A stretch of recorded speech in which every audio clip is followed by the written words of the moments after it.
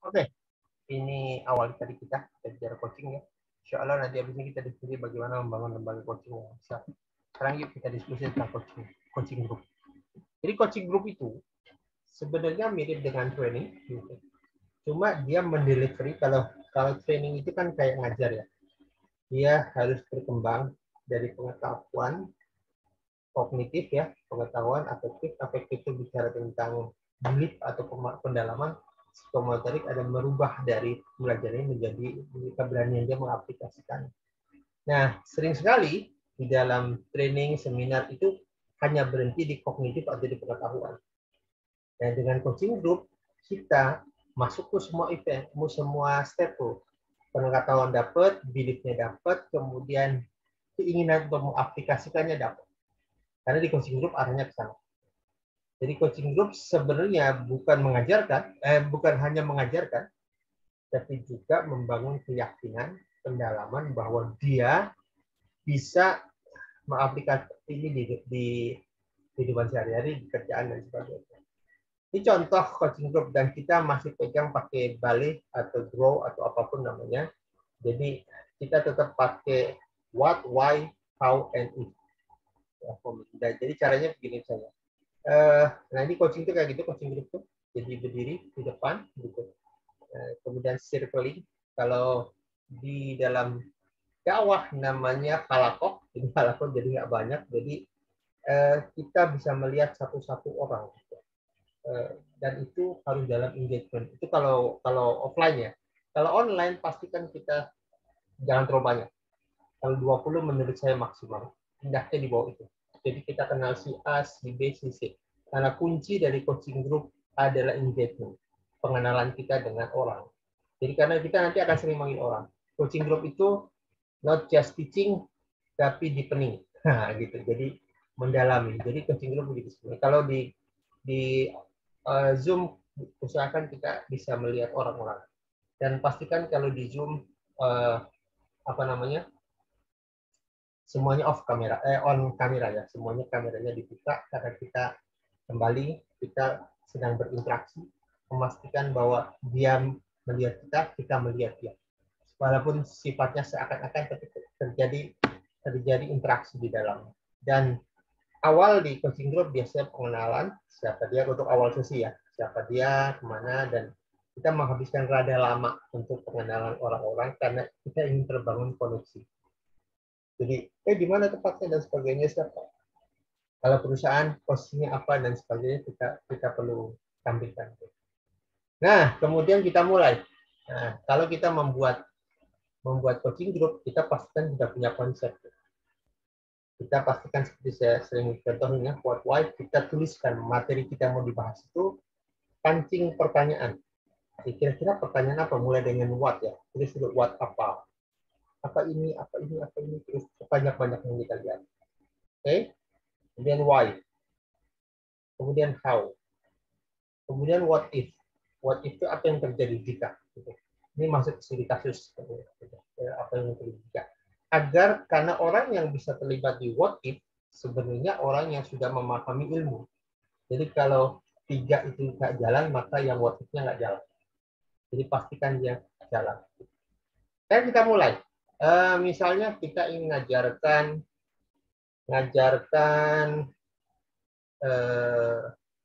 ya tadilah kita ingat Indomie, cara buat Indomie. Nah, kan kita mulai kita.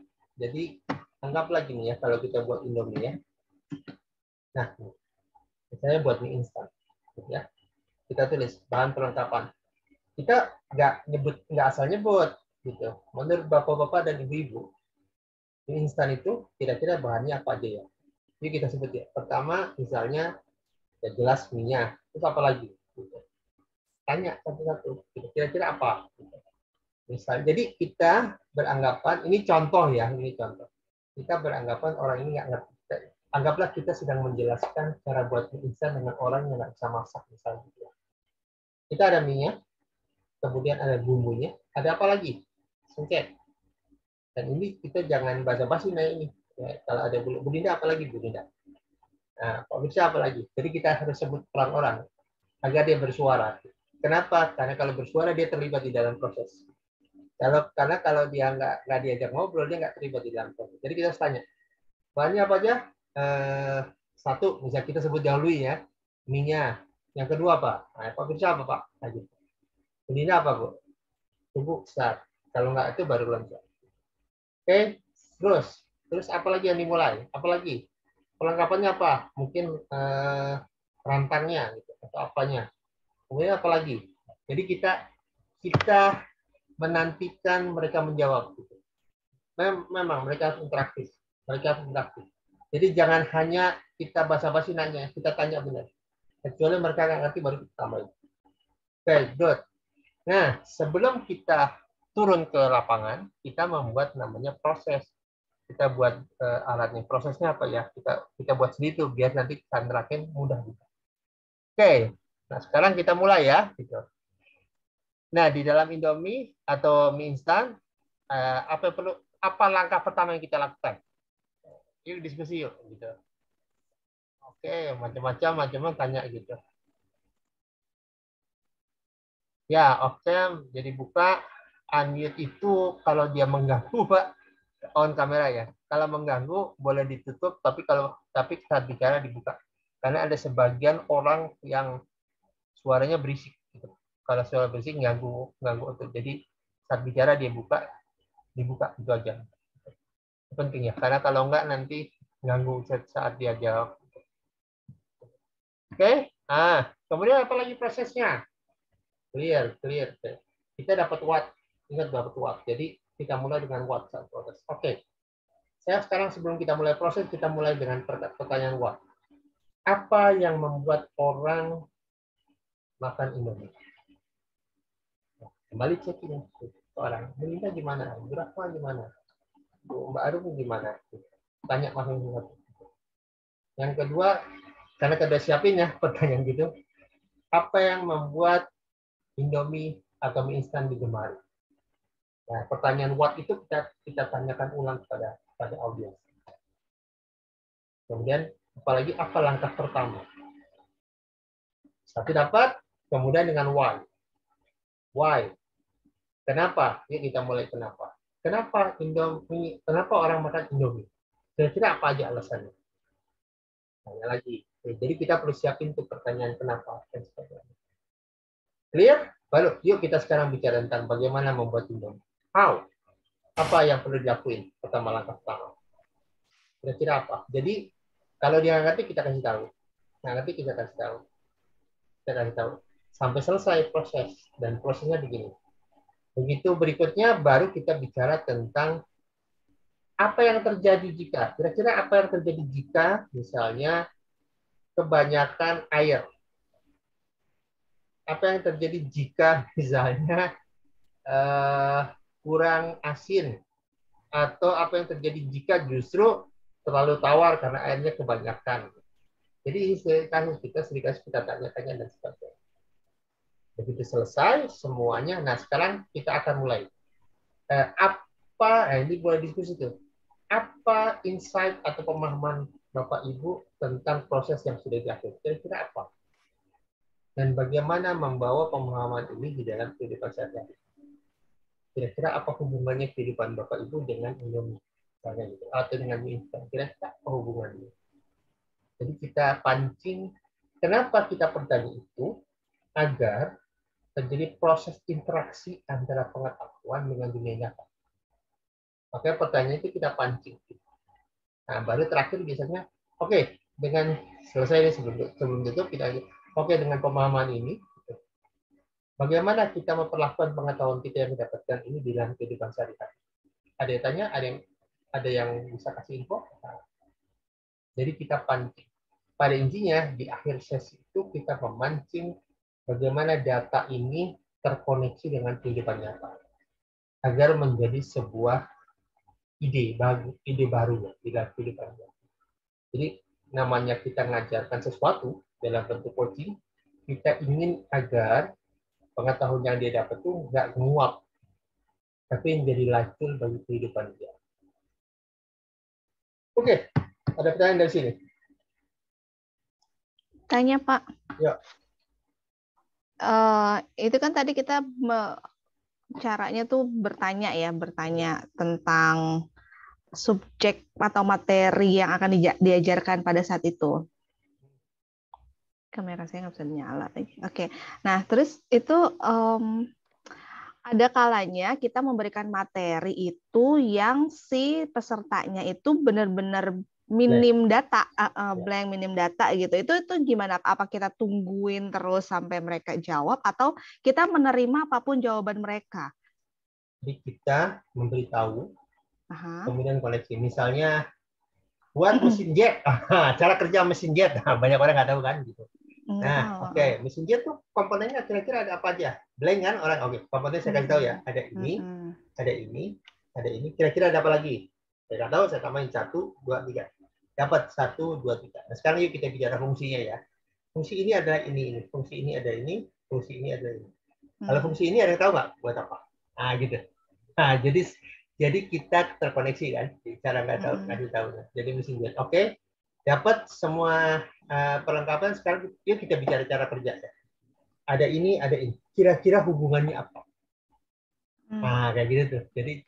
Jadi ngajarinya memang dipilah, tapi dengan mengikuti prosesnya orang menjadi ada curiosity, ada rasa penasaran, rasa ingin tahu dan menjadi terkoneksi dianya. Jadi kalau dia nggak tahu, memang perlu dikasih tahu. Cuma cara ngasih tahunya adalah bertahap, memancing keinginan tahu dia, kemudian boleh nebak, karena menebak itu artinya dia follow. Menebak itu artinya dia ngikuti proses kan gitu. Dengan menebak nggak apa-apa, salah nggak apa, bagus tuh jawabannya. Hanya di dalam jet itu ini digunakan untuk ini. Nah gitu. Oke. Ya. Makasih Pak. Ya. Nah nanti ketika jet ini juga kita tentu menerapkan sesuatu harus connect dengan kehidupan dia sekarang. Sekarang Bu, kontekstual ya. Kontekstual ya. Apa hubungannya pemahaman jet ini dengan kehidupan kita? Ada yang tahu? Nah, kita juga pastikan itu. Jadi dia belajar hari itu terkoneksi dengan kehidupan ya. Ingat seperti saya kemarin diskusi di hari Ahad lalu dengan ibu-ibu karena ada guru kan, apa hubungannya belajar sinkos tangan kan sampai hari ini kita nggak tahu ya. Sinkos tangan buat apa dalam hidupnya. Jadi pastikan apa yang dipelajari itu terkoneksi dengan kehidupan kita. Karena dengan connect orang semangat belajar. Tapi kalau orang nggak connect, ini fungsinya buat apa nih orang dewasa ya? Orang perlu paham ini tuh koneksinya dengan kehidupan dia apa, meningkatkan kinerja dan sebagainya. Itu sih kunci ya. Karena saya pernah mengajarkan teori sales atau sales pada HRD. Awalnya HRD nggak disuruh sih ya dia, jadi awalnya nggak, kemudian kita diskusi, Pak boleh tahu nggak apa yang terjadi pada kehidupan kerja Bapak bila Bapak memahami dunia kerja seorang sales, bahkan Bapak bisa melakukan kegiatan sales. Kira-kira dalam kerja Bapak hubungannya apa? Nah, kita diskusi juga sebenarnya. Karena dengan cara itu kita menjadi mudah masuk, karena bagi orang asing suruh kerjaan itu bukan kerjaan saya gitu. Justru kita harus pancing agar dia mau memahami bahwa ini terkoneksi loh dengan kerja dia. Itu harusnya yang kita ajari, termasuk mesin jet dan sebagainya. Oke, pertanyaan? Jadi kita di dalam coaching group itu sebenarnya mengajarkan dengan cara coaching. Maka isinya banyak pertanyaan. Maka sebenarnya saya tuh kadang-kadang teman-teman kan suka asal ya, naro apa di flyer, ini coaching group atau isinya training. Ya ada pernah satu kelas gitu, saya pernah ikut di protes karena ini coaching group isinya itu kapan kita eksplorasinya gitu.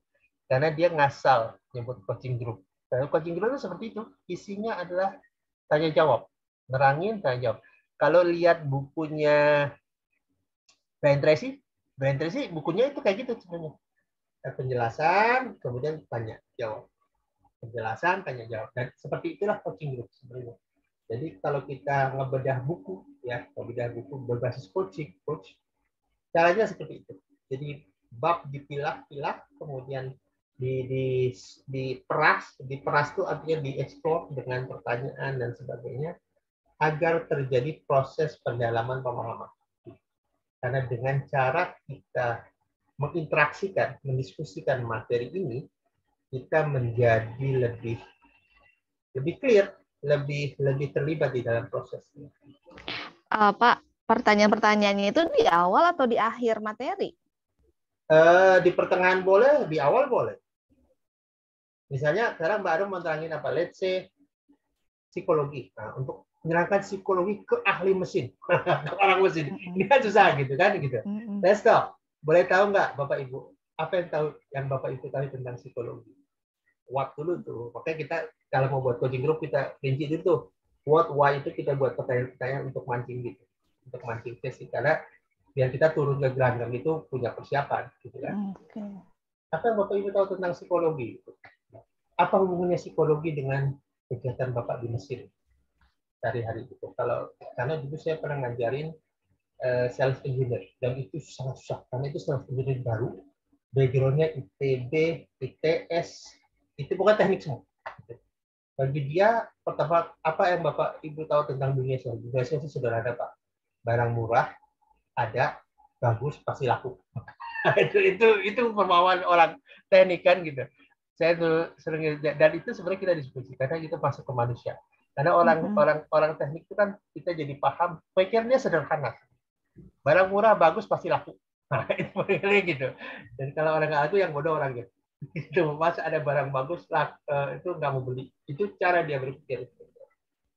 Jadi kita bisa paham. Maka kita selalu dengan what, why, how, and what if. Studi kasus tuh terakhir motif untuk empowering pemahaman dia. Jadi itu di kegiatan opening atau warming up itu bukan? Warming up kan udah masuk sesi coaching. Oh. Udah masuk sesi coaching yuk. Sesi coaching itu biasanya dimulai dengan perkenalan sama tiket dan sebagainya gitu. Oh yuk sekarang kita diskusi yuk materi kita hari ini tentang ini nih. Gitu. Oke. Tentu kita kalau diskusi santai ya. Kalau di corporate kita harus duduk sampai karena lesehan gitu dan sebagainya. Kita udah masuk ke sesi.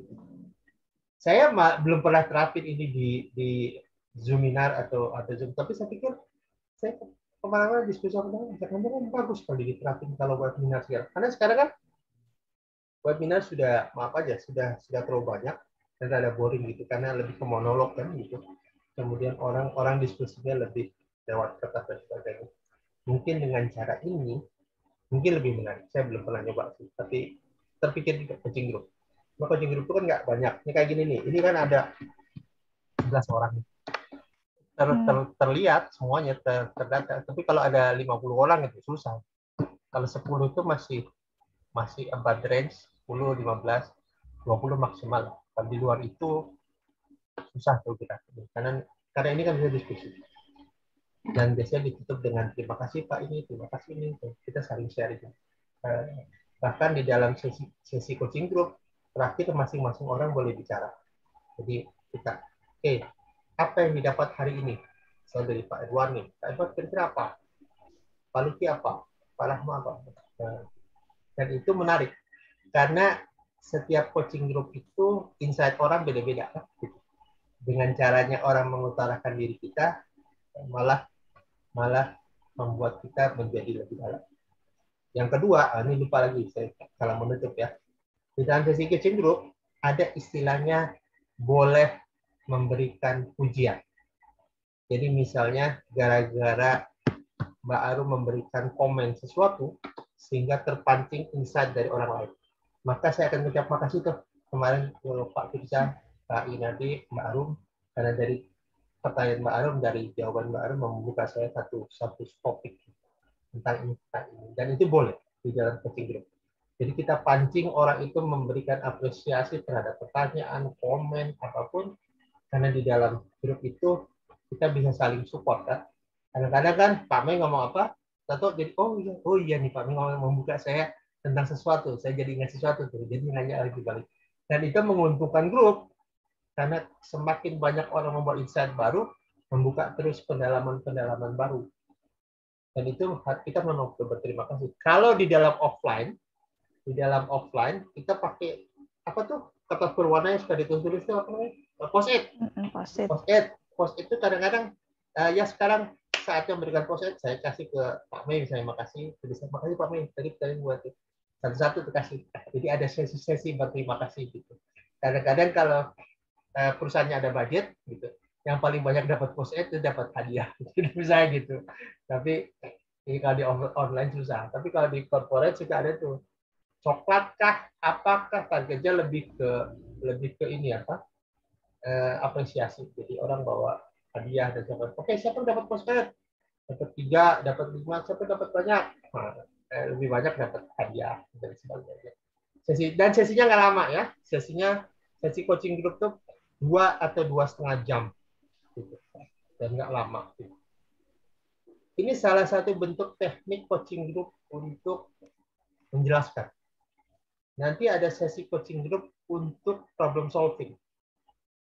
Kalau problem solving di Psikomeridien dipakai itu. Jadi problem solving itu gini. Satu orang, saya Pak Mei yang punya tantangan di kerjaannya, bagian apa gitu ya. Oke, Pak Mei akan presentasikan masalahnya. Kemudian yang lain diberikan kasih masukan satu-satu. Diatur oleh saya menjadi moderator yang atur. Jadi supaya terjadi coaching group oleh antar iteratif. Tapi itu kapan kita belajar itu nanti. Tapi itu coaching group untuk problem solving. Jadi ada coaching group untuk menjelaskan sesuatu, ada coaching group untuk problem solving. Kalau problem solving, coaching group antar kawan, gitu. Antar peer group namanya. Peer group itu antar teman, problem solving. Dan itu ada jamnya. Jadi kadang-kadang kita tuh suka, dulu saya waktu memimpin di kantor ya gitu kan. Kadang-kadang saya, oke, candanya belakangan, ininya belakangan, diskusi dulu setelah 1 jam 1,5 jam selesai, saya mau ngapain. Sama saya juga gitu, kalau dulu di kantor kan raktor tuh kadang puncak kemana saya suka sebel gitu. Karena bagian leader kayak saya nggak pernah menikmati tempat, yang enak yang staff bawah aja kan. Ngapain tempat kolam renang segala, terus kita rapat seharian dari pagi sampai malam. Terus ngapain di tempat-tempat yang sebagainya.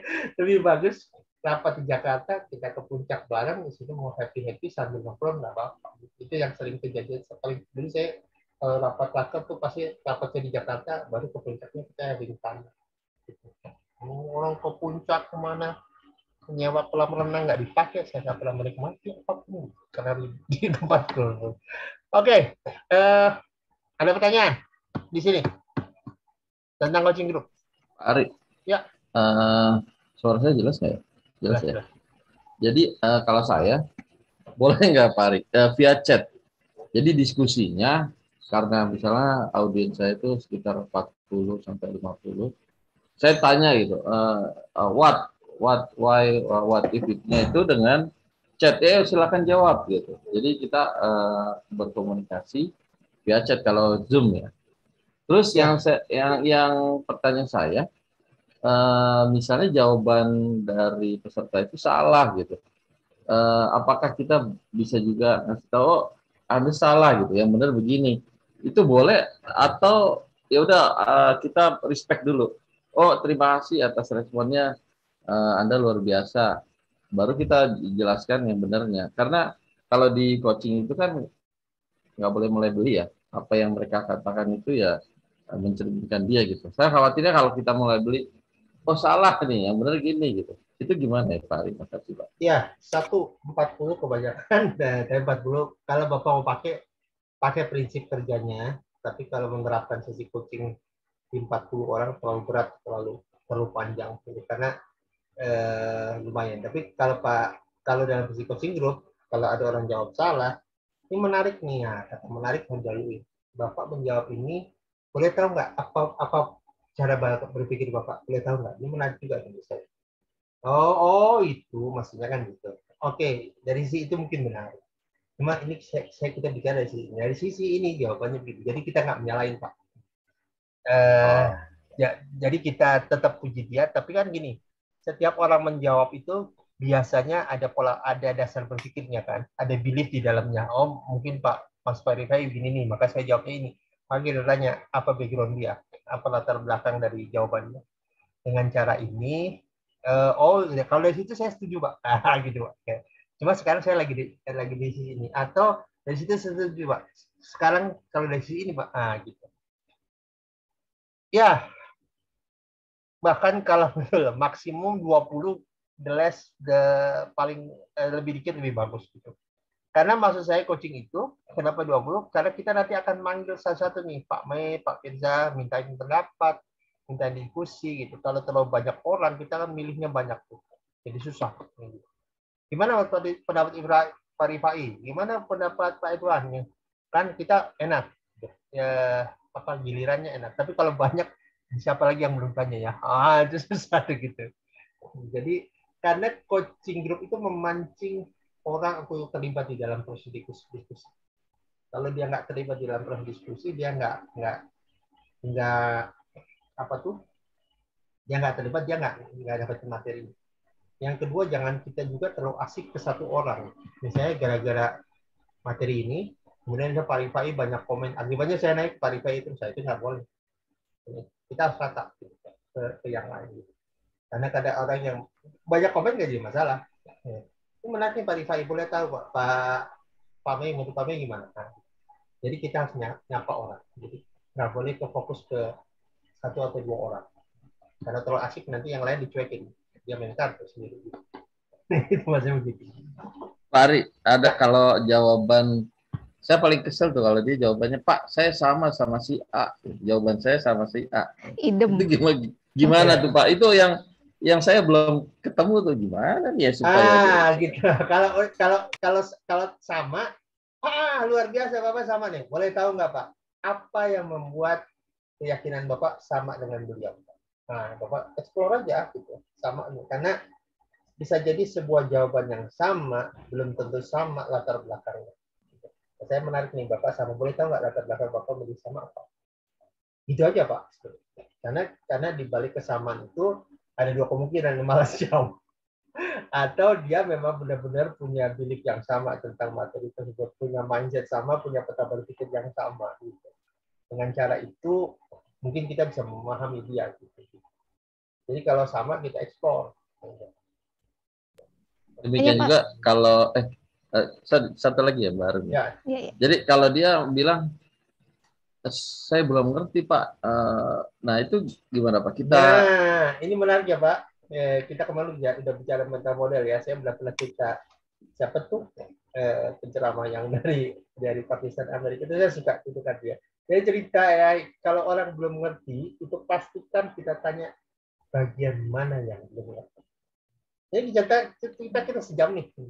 Kemudian dia cerita, Pak saya belum ngerti. Jadi kita cerita lagi di awal, gitu kan gitu. Pegel gitu. Dia cerita di sholat Ustaz cerita ya, gitu. Dia cerita, terus ada orang tanya, mengerti? Nggak ngerti. Dia ulang lagi sekali. Hampir ada lama, akhirnya kesannya kejap. Sebenarnya yang nggak ngerti itu ternyata ada bagian yang ditulis warna merah, ada bagian itu warna merah menurut dia sesuatu yang penting dan dia mengatakan ngerti karena dia lupa nanya bagian mana yang belum ngerti habis waktu itu 1 jam lebih. Kita juga begitu kalau ditanya Pak boleh tahu Pak bagian mana Pak yang bagian ngerti yang ini kan ada 3 Pak ini kita bicara tadi Bapak yang ngertinya bagian mana nggak apa-apa biar kita enak menjawab eksplorasi. Nah, kita jangan terpancing oleh kata-kata metamodel ya. Generalisasi namanya tidak ngerti, arti semuanya tidak ngerti. Enggak, kita perlu clear. Boleh tahu nggak bagian mana? Kalau nggak nanti pegang sendiri Pak kita. Oke. Mau konfirmasi aja sih Pak. Jadi coaching group itu tujuannya satu untuk memberikan materi baru. Terus yang kedua untuk problem solving gitu Pak. Coaching group ya jadi bisa digunakan untuk 2 hal tadi. Menjelaskan sesuatu atau problem solving. Kalau problem solving arahnya lebih ke peer group.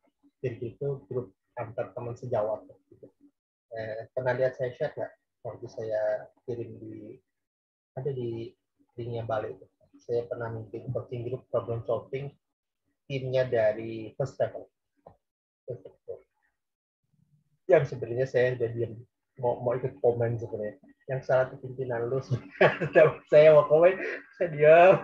Saya walaupun nggak boleh coach itu, tapi saya tahu masalahnya sebenarnya. Tapi ya udah, go explore gitu. Karena waktu itu sesinya adalah yang staff outbound training yang tim leadernya bersama saya coaching dari pagi, saya nginep, jadi sampai malam. Oke.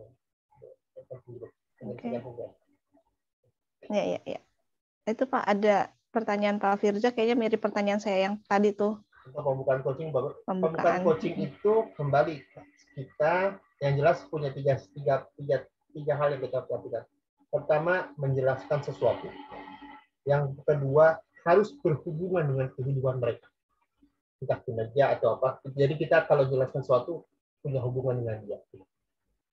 Yang ketiga, wawasan apa yang mau dia dapetin. Wawasan baru apa. Kan lebih ke sana. Jadi seperti saya tidak bilang tadi, menjelaskan sales kepada tim HRD, kan ada sales for non-sales. Itu mereka terbangun mindset-nya bahwa ini berguna bagi mereka. Itu fungsinya. Kalau sales engineer, itu saya pernah masuk, 50% dari yang hadir merasa bahwa ini bukan bidangnya, tapi the only vacation yang dia bisa isi hari itu adalah itu. Karena menurut dia, saya lulusan ITB, saya lulusan ini, harus kerja jadi sales. Ternyata memang perusahaan itu memang memperkerjakan insinyur, karena bidang yang dia jual ada di itu. Mereka tidak nyaman dengan itu. Ya, kita selesaikan, kita sadari itu agar terjadi. Pahami gini Bapak Ibu. Ini kan kembali teori coaching.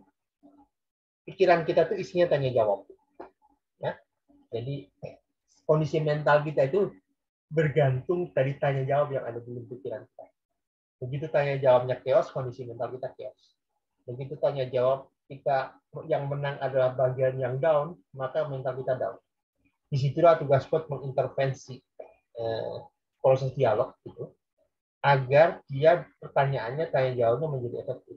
Jadi sebenarnya teori coaching itu sederhana. Manusia bertanya jawab dalam dirinya, kita mengintervensi tanya jawab yang tidak produktif. Karena pertanyaan baik, pertanyaan berkualitas akan menghasilkan jawaban berkualitas. Dan coaching ini kenapa di coaching group digunakan dengan tanya jawab agar terjadi proses yang sama itu, agar tanya jawab di dalam dirinya bisa efektif. Jadi kita sebenarnya mengintervensi pertanyaan-pertanyaan agar dia punya empowering, punya pemberdayaan diri untuk move forward, untuk maju menyelesaikan tantangan yang ada. Oke, tanya?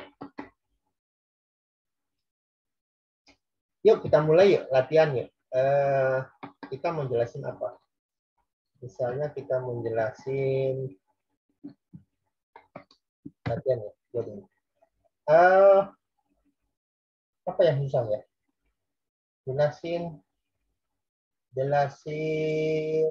Jelasin tentang coaching group aja Pak. Kan materinya malam ini coaching group. Jelasin coaching group ke apa? Kemana? Siapa target pasarnya? Target audiensnya? Iya, ke para peserta. Ibu-ibu Pak. Ibu-ibu. Jelasin coaching group ke ibu-ibu, kalau nggak di sekolah, apa manfaatnya? Bagaimana menerapkan coaching group di sekolah? Ya, Bapak Ibu guru ya. Bapak Ibu guru. Oke. Oke. Kita pertama mulai dengan apa? Kita urutin dulu what, why, how, dan ya. Itu kita diskusi ya sekarang. Kalau kita what, kita mulai. Nah, tadi ada pertanyaan. Kita mulai dari mana yuk? Oke. Bapak Ibu, hari ini kita akan bicara tentang coaching group yang bisa kita terapkan di siswa sekolah. Sebelum kita mulai, kita diskusi. Boleh tahu nggak? Di sini ada yang tahu nggak tentang coaching? Itu artinya kita mulai dengan apa? What is coaching? Terus kemudian apa lagi? Why? What dulu selesai, belum banyak, biar explore what dulu. What is coaching? Terus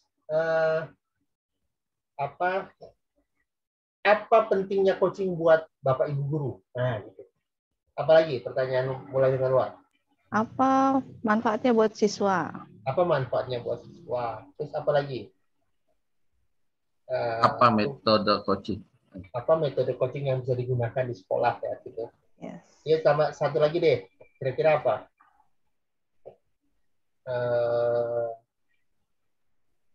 Apa hubungannya coaching ini dengan kinerja guru? Apa hubungannya coaching prestasi anak siswa? Anak siswa itu kan udah 5.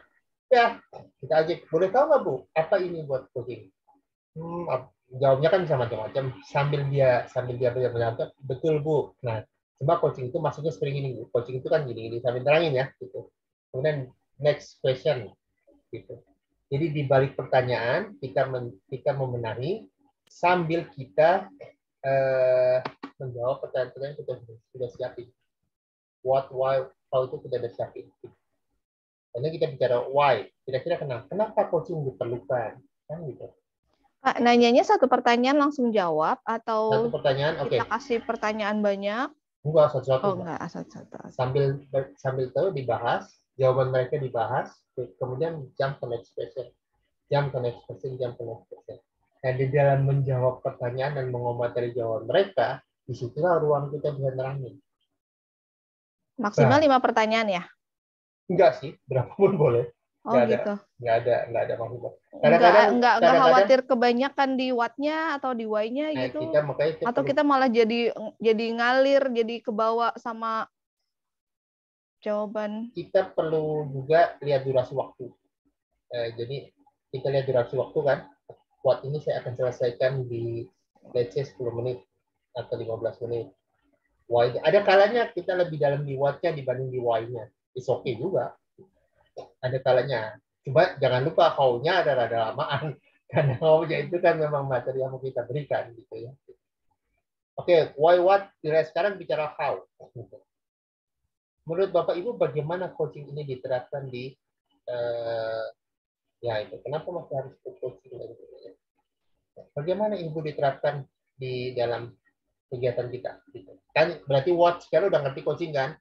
Why coaching necessary udah sekarang kita bicara what. Bagaimana menerapkan coaching di dalam kehidupan? Yuk kita mulai. Kira-kira langkah pertama apa? Nah, langkah pertama apa? Oh ini. Oke, kita jawab. Sambil kita jawaban dia kita puji, kemudian kita komentari, kemudian kita benerin kalau salah. Dia benerin kalau salah, kemudian masuk ke materi kita. Oke, langkah kedua apa? Gitu. Langkah kedua gini. Oh, itu bagus tuh. Ada nggak? Ada lagi nggak? Gitu. Oke, nah langkah kedua ada sebenarnya gini. Dan ini tadi Ibu udah bener nih. Cuma arahnya kurang ke sini. Langkah ketiga, langkah keempat, langkah kelima, langkah enam, sampai berapapun kita membuat keputusan. Lalu terakhir kita masuk ke clear Bu, clear. Oke, menarik. Sekarang yuk kita studi kasus yuk. Apa yang terjadi ketika Bapak Ibu selama melakukan coaching, tapi anak-anak responnya gini. Kira-kira karena apa Bu? Nah, oke, silakan Pak Mas Scott. Kira-kira karena apa? Mari kita benarin dan sebagainya. Jadi kita saat memulai sesi coaching kita sudah ngurutin tuh dari awal sampai akhir pertanyaan-pertanyaan. Dengan cara ini orang terlibat di dalam proses kita. Clear ya, gitu. Jadi ini yang kami maksud dengan coaching group. Coaching group itu untuk menjelaskan. Insya Allah nanti kita akan belajar coaching group untuk problem solving karena itu perlu dipraktekin. Harus dari studi kasusnya dulu. Pak Ari, perlu nggak kita ada presentasi gitu Pak? Atau presentasi kita buat berdasarkan pendapat dari para peserta gitu Pak? Ya, kalau di coaching group berdasarkan pendapat peserta. Jadi Pak Rifai harus membuat guidance sederhananya di what kita dapatin apa minimal peserta. Di why minimal peserta dapetin apa, di how kita mulai dapetin apa, di what if dapetin apa. Dan ingat coaching group itu nggak lama ya, 2 jam, 3 jam. Beda dengan mengajarkan murni. Kalau mengajarkan murni, ya bisa sih, cuma berbeda dengan coaching. Kalau coaching group itu sebenarnya gini, kalau dia blank banget, misalnya dia butuh teknis mengetik word, nah itu kayaknya memang butuh mengajarkan. Tapi misalnya mengatasi absen karyawan yang banyak absen, itu bisa dengan coaching group. Jadi sesuatu yang relatifly secara umum sebenarnya materinya bisa dipahami, gitu. Materinya bisa dipahami, ilmu-ilmu umumnya ada, gitu, itu bisa dipakai coaching group. Tapi kalau sesuatu yang sangat teknis itu rada lama pakai coaching group. Kecuali dia sudah diberikan hari ini pelatihan sehari, kemudian masuk ke coaching group, itu bisa. Maka kalau kita menjelaskan misalnya hari ini, yang bagus, yang sering di balai training itu adalah hari ini kita pelatihan 2 hari, kemudian nanti ada masuk kita untuk pemahaman dari apa yang sudah dapat. Itu pakai coaching group. Itu sih seringnya. Coaching group efektifnya di sana. Jadi bukan orang yang blank banget. Nah, kemarin tadi verify misalnya tentang value creation. Value creation tuh orang sudah tahu sebenarnya. Ilmu umumnya ada, how to provide value. Cuma kan teknisnya belum paham-paham. Tapi secara global tahu. Itu bisa pakai coaching group. Tapi kalau misalnya sesuatu yang teknis, cara ngecat tembok gitu, itu butuh pelatihan. Itu pelatihan yang benar-benar itu teknis. Jadi coaching group itu bisa untuk materi yang in general sebenarnya orang paham, tapi untuk detail-detailnya nggak paham. Disitulah coaching group bisa dipakai. Boleh pakai lembar kerja ya Pak? Worksheet boleh. Worksheet.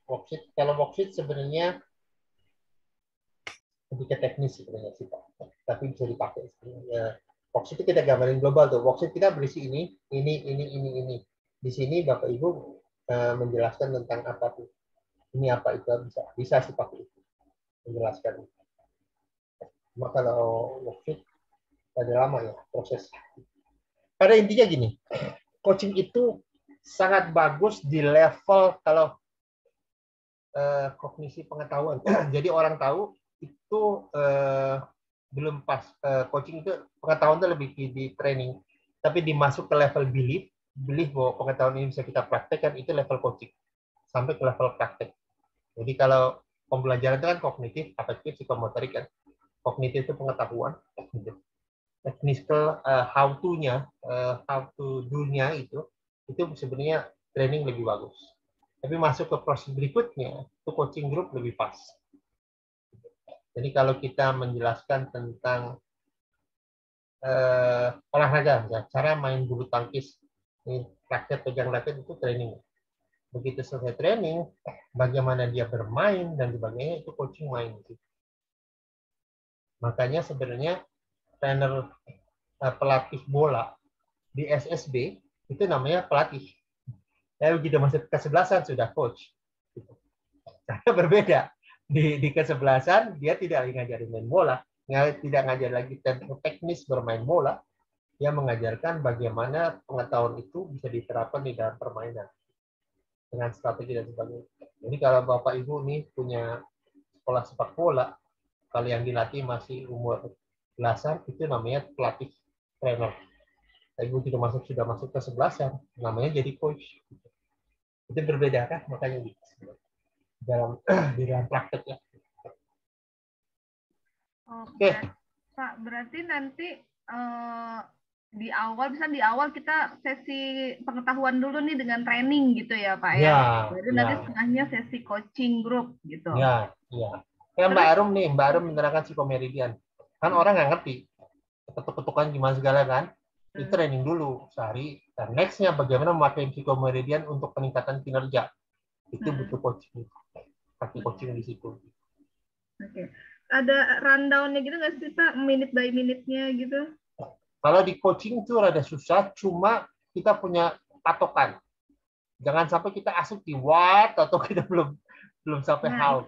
Ya, jadi Mbak Arum harus punya schedule sendiri, punya note sendiri di dalam diri kita. What-nya kita akan selesai explore sampai 15 menit atau 20 menit dan jam ke ini. Dan jam ke ini. Jangan kita terlalu asik. Perkiraan aja gitu Pak. Berarti perkiraan. Target waktu untuk what itu 15 menit gitu.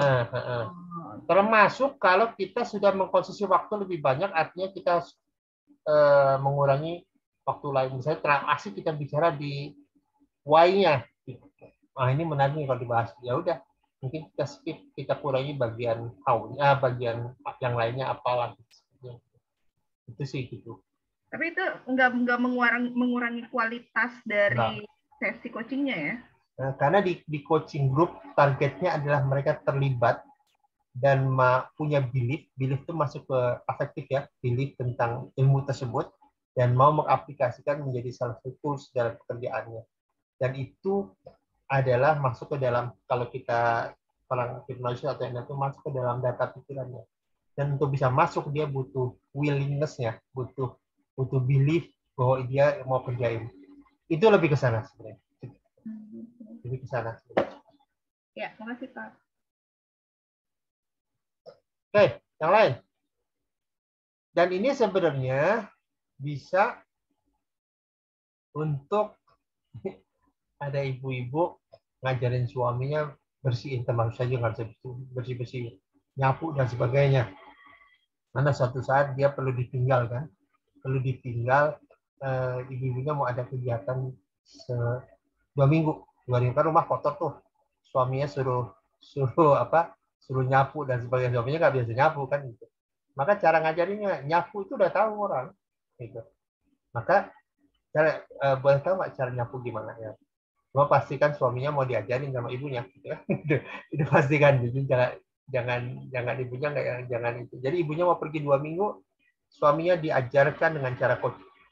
Kalau ngajarin teknis, orang bisa tersinggung. Nah, ngajarin anak laki bisa. Ngajarin anak laki duduk. Gitu. Dan dia diajarin kan di dalam proses ini, kan anak lakinya ya kalau nyapu kan relatif dia udah sering lihat ya. Gitu. Boleh dilihat kemudian di coaching, memastikan dia punya jadwal dan sebagainya, punya komitmen di dalam melakukan itu. Itu sih penting. Kenapa perlu diajak diskusi? Karena agar data yang mau kita itu masukkan ke dalam pikirannya sebagai salah satu referensi dari tindakan. Itu sih sebenarnya. Maka saya pernah minta berapa saya Ustaz juga susah diajarin. Ya. Ajarkan orang sadar sholat tiap hari menjadi sebuah belief. Jadi kan gini sebenarnya. Ceramah agama itu masuk ke kognitif. Tapi untuk bisa dari ceramah menuju action, ya, ada 2 proses yang harus dilewati. Gitu. Harusnya habis ceramah ada coaching group. Gitu. Disitulah kemudian agar terjadi sebuah action plan di situ. Itu penting ya. Gitu. Jadi mengkonversi pengetahuan menjadi action plan itu coaching group. Ya, jadi dengan kata lain sebenarnya gini, kalau kita tiap hari ngasih tahu orang rumah kita, entah anak kita, suami kita gitu, sibuk ngasih tahu bolak-balik, maka sebenarnya bagus. Yuk duduk yuk Pak, gitu. Boleh nggak kita diskusi sebentar? Bentuknya coaching session. Itu sih maksudnya gitu. Agar pilihan lebih bagus. Karena satu sisi kita punya pengetahuan, dia punya pengetahuan. Tapi kan tidak punya belief yang sama bahwa pengetahuannya harus diterapkan. Itu yang harus kita selarasakan. Itu maka dalam kehidupan kita bisa itu, dalam guru juga bisa, menjadi leader begitu. Dan sebenarnya coaching leader itu begini, ini kemarin menjawab diskusi dengan Mbak Arum. Coaching leader itu harusnya melakukan coaching group, tapi ngambil prinsipnya. Karena tantangan di corporate itu adalah pertanyaan itu mereka tidak bisa bedakan mana pertanyaan yang sifatnya coaching, mana pertanyaan yang sifatnya sedang membuahkan penilaian. Itu tantangan di dunia corporate sebenarnya coaching itu gitu. Jadi nggak bisa bedakan mana coaching berbasis interogasi, mana coaching berbasis dengan coaching murni. Ya, jadi ini boleh dipakai. Ya, jadi kata what, why. Gitu. Nanti Bapak Ibu beberapa orang ada yang menghindari kata kenapa. Di dalam konteks ini sebenarnya kalau saya juga sebenarnya basisnya kenapa tapi pakai apa Pak. Jadi kalau saya di dalam praktik lebih banyak kata apa. Tapi sebenarnya kata kenapa itu bukan dilarang tapi dikurangi. Apa yang membuat kita harus, yang saya nih, kenapa harus makan Indomie? Kita akan ganti misalnya, apa membuat orang memakan Indomie? Walaupun frame-nya frame kenapa, tapi kita mulai dengan apa. Itu lebih baik sih Pak sebenarnya dibanding kata kenapa. Jadi misalnya kita ingin naik, kenapa orang makan Indomie? Maka kita jawab, apa yang membuat orang makan Indomie? Kenapa orang menganggap, kenapa orang apapun itu, pokoknya kita bisa gunakan kenapa. Kalau Bapak Ibu, saya pribadi lebih suka pakai apa. Jadi kalau saat membuat note gitu, isinya tentang kenapa, tapi saya mulai dengan apa. Itu sih lebih ke sana sebenarnya. Pak, bisa begitu.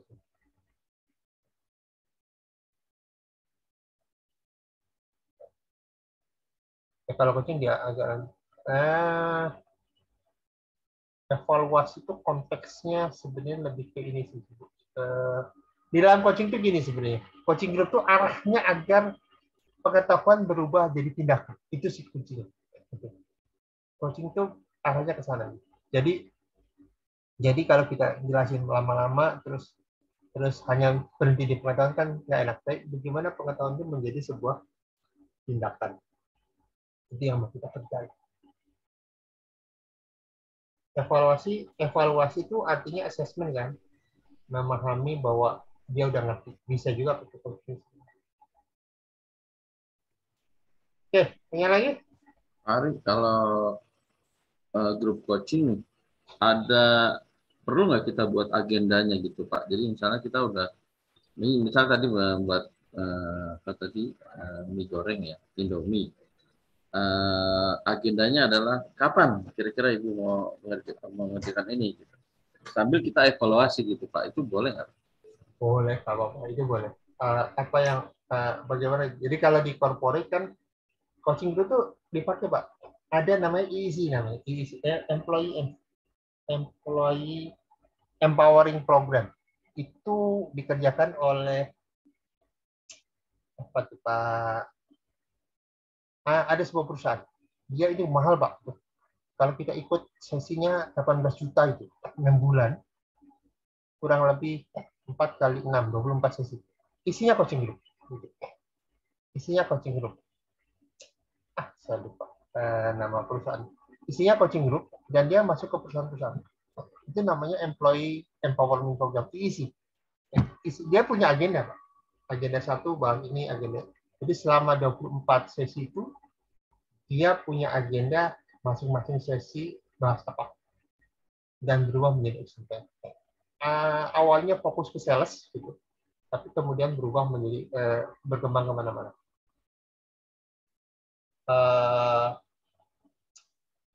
Saya lupa.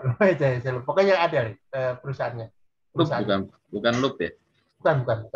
Dia awalnya ke sales. Sandra Sales Group, dia franchise dari luar. Jadi dipegang oleh yang punya Pas FM. Pak siapa? Dia pegang franchise, dipegang dia. Program 24 sesi mahal tuh gitu. Dan sales sama leader lah. Isinya itu Pak. Isinya coaching group. Dan dia evaluasi kalau dia kan. Evaluasi orangnya, bagaimana respons, sebagainya dan sebagainya. Kadang-kadang coaching groupnya ada sesi yang lebih problem solving, ada yang menjelaskan dan sebagainya. Dan dia menjelaskan semua sesinya berdasarkan coaching group, berdasarkan materi yang dia buat. Jadi sebenarnya dia ngajarin materi, cuma berbasis coaching, isinya coaching. Kenapa? Karena di setiap sesi ada komitmen. Dan itu yang dia pegang. Jadi si channel ini punya sistem, setiap 24 itu dia punya laporan. Sehingga kalau suatu saat dia laporan ke HR, gitu, dia punya laporan every session dan kemudian punya report. Gitu. Ini lebih ke sales Pak, lebih ke sales. Jadi peningkatan sales. Jadi dibangun dari mindset sebagai seorang sales, activity, dan terakhir adalah peningkatan sales. Dan biasanya ini kalau 18 juta dia jual itu kalau si public Pak. Tapi kalau corporate dia masuk misalnya ke 20 orang, nilainya bisa ratusan. Bapak Ibu kalau mau pelajari itu bagus. Jadi kemarin kita punya materi brand tracing, itu sebenarnya kalau dikemas lagi, di Bapak Ibu nanti punya report, membuat report sendiri, itu boleh dikemas sebagai bentuk apapun. Setiap sesi dibuat jadi berapa sesi dan itu awal. Dan sebenarnya itu juga yang dilakukan oleh brand tracing. Gitu. Brand tracing membuat salah satunya materi turbo coach itu adalah untuk para leader biasanya, untuk para manajer dirubah menjadi berapa sesi. Kalau itu kan sebenarnya 24 sesi dalam 6 bulan. Berarti kan per sesi 4 sesi dan bayarnya termin. Gitu. Ini saya lagi mikir juga nggak ada gitu. Dan bisa sesinya bisa begini, karena perusahaan itu biasanya kalau leader itu lebih royal di mana itu. Gratio enggak, kalau Gratio lebih ke entrepreneur, Pak. Nah, itu si Johannes, para bekas orang Asian tuh, Pak. Dia ke Gratio enggak, Gratio lebih ke bisnis. Sandler ke lebih sales sama performance. Sandler training. Maka saya ingin cerita bagaimana orang-orang itu jualan lisensi, jualan modul, jualan itu dia punya konsep, kemudian dilakukan dan jadi jual. Artinya bayangkan sekali Mbak, 18 juta itu umum ya gitu. Untuk 6 bulan means 3 juta sebulan ya. Gitu. Kalau corporate bisa jadi lebih besar loh. Karena corporate bisa cuma 10 atau 20 orang. 10 leader dia bina selama 6 bulan. Dengan Per kepala kali Pak. Per Hah? kepala kali Pak itu. Kalau 18 juta per kepala in public Pak. Jadi bukan corporate gitu. Jadi kalau mau ikut itu. Corporate lebih mahal Pak. Corporate bisa dijual paket per 10 orang dan sebagainya kan. Dikali 6 gitu. Tergantung level ya, supervisor berapa, manajer. Semakin perusahaan tuh kalau mahal, perusahaan tuh kalau mahal levelnya tinggi Pak. Nggak mungkin level staff dikasih mahal tuh jarang diutuh. Jadi kalau level leader dia mau gitu. Karena level leader tuh biasanya untuk mundur tuh jarang Pak. Kalau staff tuh untuk mundur mungkin besar gitu. Jatuhnya investasi lah buat mereka ya jatuhnya investasi gitu. Karena sekarang perusahaan lebih mau investasi ke leader Pak. Karena bagi mereka leader benar bahwa benar itu sih sebenarnya. Tapi saya nggak terjadi di pemerintahan Indonesia ya. Oke, kembali ke situ lah. Oke, Bapak Ibu, saya mau selesaikan sesi terakhir kita. Jadi kami di Ramadan ini selain kita ngajuin ini, tadi udah saya inspirasi. Jadi kita punya BIM, punya sebuah center for program improvement performance gitu. Dan bentuknya coaching.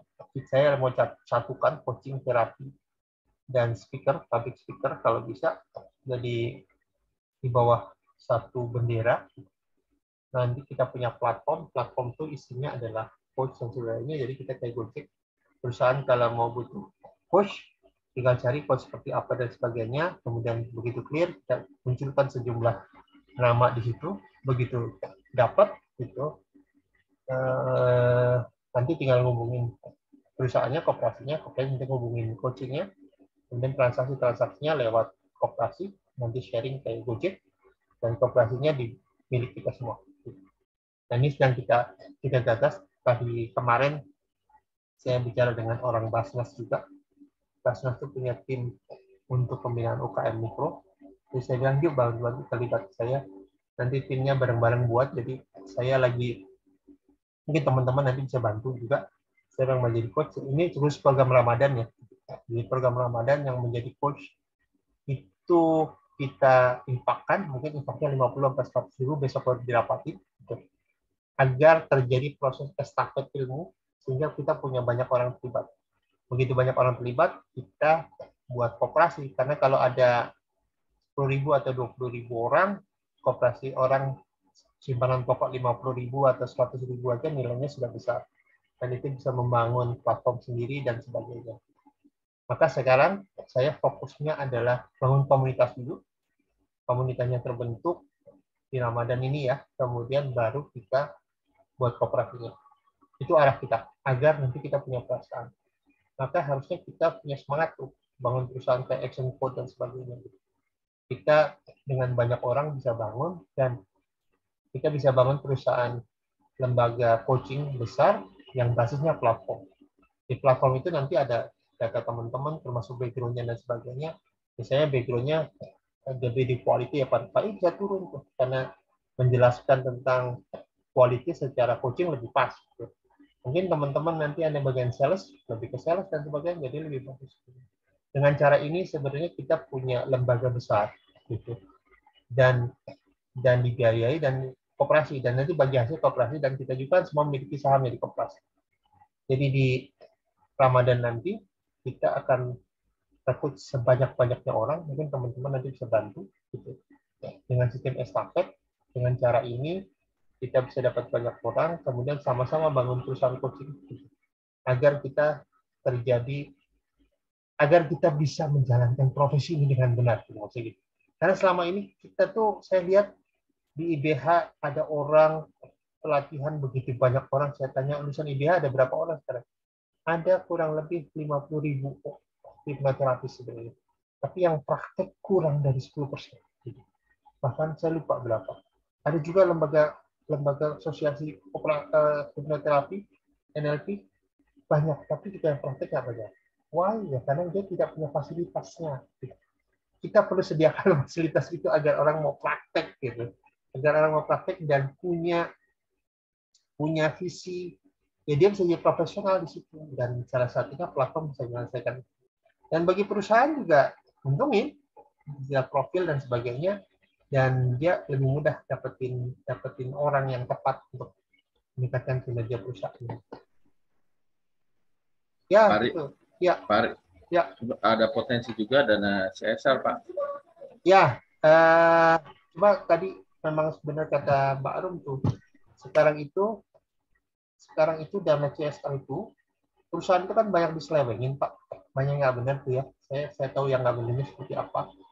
Jadi sekarang perusahaan itu lebih suka buat yayasan sendiri. Nah, saya beberapa kali diskusi dengan yayasannya, kayak yayasan apa tuh waktu itu saya lupa namanya. Dia adalah di bawah bank, di bawah perusahaan industri. Dia punya yayasan sendiri. Jadi kita nanti sekarang masuknya ke yayasan. Kalau perusahaan dia sudah jarang, itu yang menarik sebenarnya. BUMN ya. Saya belum tahu swasta. Nah nanti di Pak bisa misalkan dalam 4 grup itu nanti masing-masing perorangan bantuin kita jadi humas saja lah. Jadi humas. Nanti di info langkahnya jadi humas, mengundang orang-orang terlibat. Nah, kita kan lagi membuat impact tuh sebagai lembaga sertifikasi dengan UK. Mungkin Selasa atau Rabu lah diskusinya. Itu nanti jadi lembaga sertifikasi kita. Tapi MBA tetap ada, dia menjadi sebuah komunitas coaching yang basisnya untuk business coach. Bahkan sebenarnya saya itu pengennya tiap masjid itu ada business coach gitu. Karena kan sekarang itu orang tuh bingung mau kemana. Jadi kan nanti ada segmen tersendiri tuh yang business coach untuk level perusahaan seperti apa, dapatnya berapa, untuk level yang mikro segimana dan sebagainya. Gitu. Saya lihat kemarin di salah satu platform konsultasi psikologi, gitu. Dia pakai level tuh Pak. Nah, Anda sedang cari apa? Cari yang S1 psikologi, praktisi saja, atau yang S2 psikologi, dan itu ternyata rate-nya beda. Rate harganya beda. Dan kita ditanya, scale perusahaan scale Anda kemana gitu. Jadi nanti ada rate khusus itu, dan itu nanti harus dirumuskan tersendiri bisa ngembangin itu. Jadi kita ke sana nanti, arahnya ke sana. Nanti mungkin teman-teman bisa bantu menjadi humas kita lah, mengundang orang dan sebagainya, agar misi kita tersampaikan dengan cara ini. Walaupun kita kembali Pak, coach itu akan CSR juga akan kita coba, terutama CSR yang perusahaan-perusahaan yang masih percaya Pak. Jujur aja ya Pak, mohon maaf. Salah satu penyelewengan dana CSR ini, beberapa yang saya tahu adalah lembaga-lembaga Islam juga Pak, sebenarnya Pak. Yang saya sedih juga kenapa bisa begitu, ya kembali lah amanah ini tentang amanah dan sebagainya. Jadi perusahaan itu udah nggak ada trust kadang-kadang pada LSM yang ada Pak, karena penyimpangan ya. Saya pernah tahu suatu kejadian ya, ada yang ngajuin dana 1,5 M ya, dana CSR. Yang menarik adalah untuk apa itu? Untuk belajar pengeboran di bawah laut. Jadi pengeboran untuk bangunan-bangunan dan sebagainya. Yang menarik ada prakteknya yang ketahuan pengeborannya di kolam renang, Pak. Bukan di bawah laut gitu. Itu terjadi dan itu menarik menurut saya. Oh ya, makanya dia sekarang pesan nggak begitu keras dengan LSM yang ada. Ya kembali, apalagi sekarang LSM ini kan sedang juga Pak, sedang dikejar oleh para bank keuangan juga, supaya mereka proyek-proyek yang ada dimonitor gitu. Bahkan terakhir mau dikelola oleh Pemda katanya gitu. Saya nggak tahu itu menarik karena itu menarik juga, dananya besar Pak, terutama BUMN itu. Jadi Pemda ininya ikut mengelola gitu. Well, itulah dunia kita. Yang menarik sekarang Pak, kita ada dua channel CSR sebelum COVID. Dia bilang kalau ngubungin lewat sini aja. Dunia kita biasa langsung, sekarang lewat sini aja. Karena untuk nilai-nilai besar di atas itu, kalau hanya sekedar dapat 2-3 juta atau 5 juta sih ada itu sih kalau sulit. Tapi kalau di atas itu biasanya susah tuh ngubungin itu. Harus kita kenal secara personal gitu. Itu sih. Mudah-mudahan sih kita jalan. Tapi saya ingin cerita, apapun yang terjadi jalan aja. Kita menggunakan dana sendiri dari umat, sambil kalau kita sudah jalan baru biasanya bantuan itu datang. Karena dulu pengalaman buat LSM awalnya susah gitu, tapi begitu sudah mulai jalan, turun beberapa bantuan pemerintah, nitip dana dan sebagainya. Jadi memang yang susah tuh di awal Pak, tapi begitu jalan biasanya bantuan di tengah jalan ada. Baik, itu saja. Ada pertanyaan lain? Cukup ya? Cukup. Izin coach. Silakan. Ya, kalau misalkan kita di TPG kan banyak ustadz maupun ustadzahnya yang memang yang harus kita ajarkan mereka untuk coaching maupun di masjid itu untuk biaya ini apa mereka kita adakan patungan atau katakan bagaimana enaknya, infak atau bagaimana? Mohon izin. Terima kasih. Kalau mereka biasanya per orang sekitar, kita tuh belum deal ya, cuma kemarin tuh ada usulan 50.000 karena sebenarnya kita sedang buat gerakan 50.000. Tapi dengan orang yang berat selama dia mau belajar just join berapapun uang yang ada. Karena kita kembali ini gerakan Ramadan. Asal dia mau belajar, dan tantangan itu kan gitu sebenarnya. Jadi kalau masjid di rumah dia perlu buat untuk bangun komunitasnya di coach sama dia kan. Tapi kan sering sekali begini Pak. Saya tuh pernah ada orang di masjid, ini Pak langkahnya gitu saya kasih tahu. Kemudian dia ngebina kembali UKM tukang-tukang. Dia bilang Pak mau naiknya level ini nggak? Mau saya ini. Misalnya dia di hire perusahaan, dia punya duit lebih banyak kan. Akibatnya ngebina UKM lebih semangat Pak. Gitu kan. Jadi kadang ada uang, dia bisa juga ngerjain yang lain. Gitu. Jadi sebenarnya saya tuh memberdayakan orang-orang yang mau berkorban di masjid itu karena ada orang yang diberikan infak saja, dan menurut saya bagus, semangatnya bagus. Tapi kalau dia tidak dapat penghasilan lebih banyak, dia sebenarnya membina orang lebih bagus. Ya kembali kan fakta lapangan sebenarnya edian orang tetap butuh duit juga ya. Kita juga punya relawan. Kadang-kadang saya paham juga.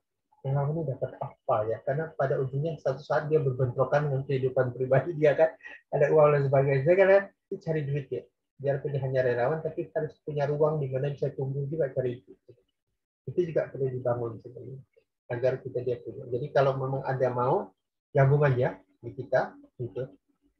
Kalau 50.000 kalau nggak punya duit, punya uang berapa? Selama satu mau belajar. Gitu. Mau belajar, mau karena mau belajar itu ini penyakit Pak.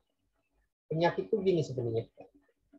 Kita berkorban lebih banyak, kita belajar ya tekun. Nah, tantangannya begitu belajarnya dikit, mudah meninggalkan gitu. Nah, sekarang kalau ada Mas mau ikut tapi nggak punya budget sesuai, oke. Sekarang punya budget berapa? Satu, mau belajar nggak? Kalau mau belajar, ayo. Itu maksudnya gitu. Karena kita sebenarnya lebih ke mau belajar, mau tumbuh bersama nggak? Karena kan nanti kita akan bareng tumbuh bersama, diskusi dan sebagainya gitu. Itu sih harapan saya gitu. Dan sebenarnya ya, coaching itu bukan hanya tentang profesi sebenarnya. Coaching itu juga tentang lifestyle gaya hidup. Karena kehidupan kita sebenarnya coaching tiap hari sebenarnya. Kita itu kan dialog tiap hari, tiap detik tiap hari. Dan sering sekali dialog kita sering membuat kita tiap kali dialog itulah sebenarnya yang harus intervensi. Itu masih gitu sebenarnya. Oke, saya rasa segitu ya. Malam ini mudah-mudahan dapat pencerahan bagi saya maupun bagi teman-teman dan semuanya. Dan harapan saya mudah-mudahan langkah kita jalan di Ramadan ini. Amin. Mudah-mudahan kita bisa wujudkan lah. Insya Allah bisa dapat. Baik, makasih Bapak Ibu atas hadirnya. Kita tutup dengan kafaratul majelis. Karena kalau mau kita Assalamualaikum warahmatullahi wabarakatuh. Waalaikumsalam warahmatullahi wabarakatuh. Terima kasih, Coach. Ya, sama-sama.